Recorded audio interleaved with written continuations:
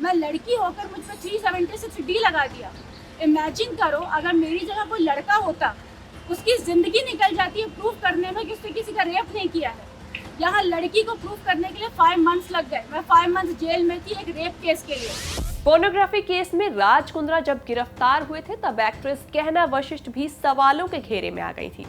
गहना वशिष्ठ राज कुंद्रा के साथ काम कर चुकी हैं। गहना पर कई स्ट्रगलिंग एक्ट्रेसेस ने गंभीर आरोप लगाते हुए कहा था कि उनकी जबरन बोल्ड फिल्में यानी कि अश्लील फिल्में बनाई गई थी, उन्हें ब्लैकमेल किया गया था। तो वहीं एक एडल्ट फिल्म एक्ट्रेस ने गहना पर आरोप लगाया था और एक एफआईआर दर्ज की थी।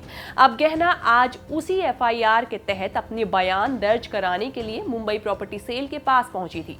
क्या कहा है उन्होंने अपनी सफाई में, आइए आपको सुनाते हैं। मेरे पास एनओसी वीडियोज हैं। जिस लड़की ने मुझ पर केस किया है उसने 4 अलग अलग डायरेक्टर्स पर केस किया है।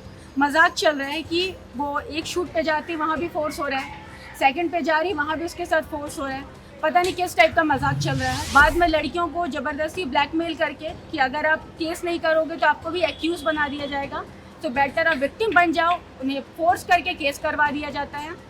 सो ये सारी तरह से गंदगी फैलाई जा रही है। आपको बता दें कि गहना शुरू से ही ये कहती हुई आई हैं कि उन्हें इस पूरे केस में फंसाया जा रहा है।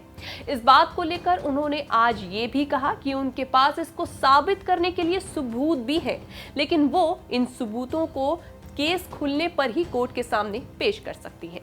मेरे पास हर चीज़ का रॉ फुटेज है, मेरे पास हर चीज़ का प्रूफ है। प्रॉब्लम ये है कि ये प्रूफ मैं तब दिखा सकती हूँ जब केस खुलेगा। अभी तो फिलहाल जो लड़ाई चल रही है वो सिर्फ इस चीज़ की लड़ाई है कि इन्हें मुझे जेसी चेहरे में रखना है या पीसी में रखना है। पहले ये सॉर्ट आउट हो जाए, फिर जब मेरा केस खुलेगा तब ऑटोमेटिकली सबके सामने सच आ जाएगा कि किस तरीके से मुझे फ्रेम किया गया, किस तरीके से मुझे फंसाया गया। गहना ने इस बार उन लड़कियों पर भी निशाना साधा जिन्होंने उन पर इस पोर्नोग्राफी मामले में केस किया है।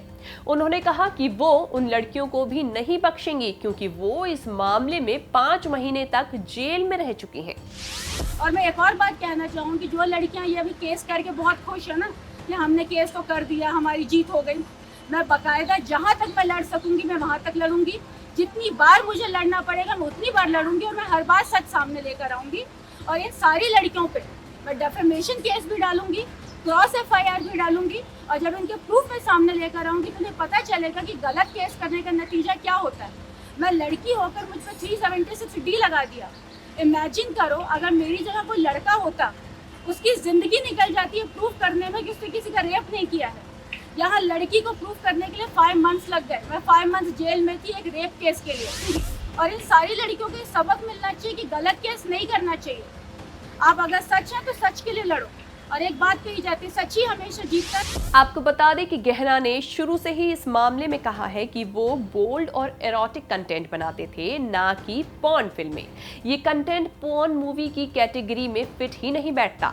डिजिटल प्लेटफॉर्म के लिए अभी कोई सेंसरशिप नहीं है, ये भी उन्होंने आज कहा। आपको बता दें कि पॉर्न केस में राज कुंद्रा को 2 महीने जेल में सजा बिताने के बाद कुछ दिन पहले ही जमानत मिली है।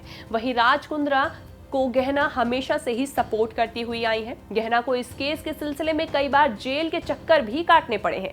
अब देखने वाली बात यह होगी कि गहना को इस पूरे मामले में क्लीन चिट मिल पाती है या नहीं।